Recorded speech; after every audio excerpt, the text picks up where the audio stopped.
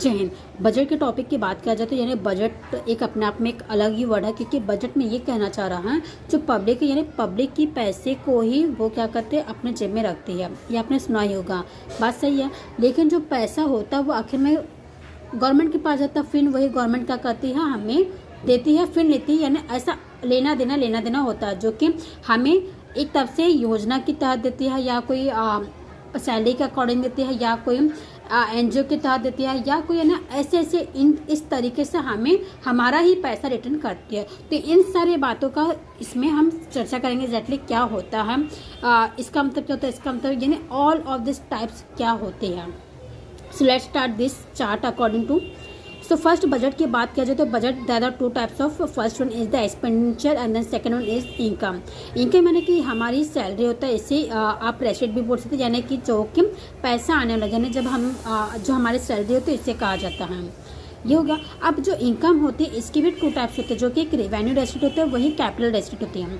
Revenue रेसिट की बात किया जाए तो इसमें यानी कि एक ये गवर्नमेंट का वर्क होता है, यानी कि इसमें जैसे कोऑपरेटिव कलेक्ट करते हैं, वहीं जीएसटी कलेक्ट करते हैं, एंड वहीं आईटी कलेक्ट करने वाले वो संपत्ति जो ये संपत्ति नहीं आती है, लेकिन जो आईटी कलेक्ट वाले वो होती हैं। एग्जाम्पल की बात करें यानी जो टैक्स, यानी जो टैक्स लेती हैं, सरकार का अधिकार होता है टैक्स लेना, ये होता है, उसे कहा जाता है यानी रेवेन्यू एसेट।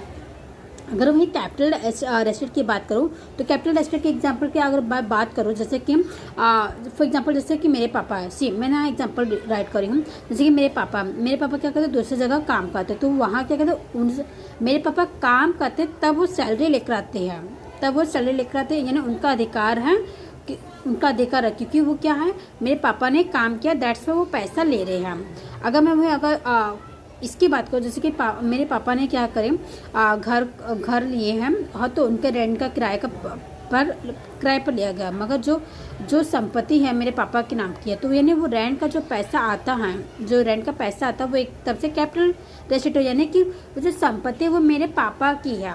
तो दैट मीन्स जो हु इज द ऑनर, यानी जो ऑनर रहेगा उसे कहा जाता है ना capital receipt, right, generate. So that means ये होता है इनकम, यानी यहाँ से आप पैसा जनरेट करते हो, यहाँ से जाता है, यहाँ से आप खुद अर्न करते हो, ये बात आती है। अब यहाँ में हम ये समझते हैं जो एक्सपेंडिचर में होता है इसमें टू टाइप्स होते हैं।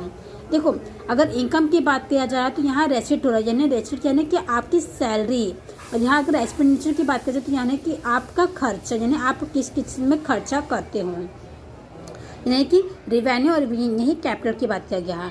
अगर रिवेन्यू एक्सपेंडिचर की बात किया जाए तो यानी इसे कहा जाता है राजस्व वर्ग, यानी कि ये सरकार की जिम्मेदारी होती है कि आपको कैसे क्या क्या चीज़ की प्रोवाइड करें, लेकिन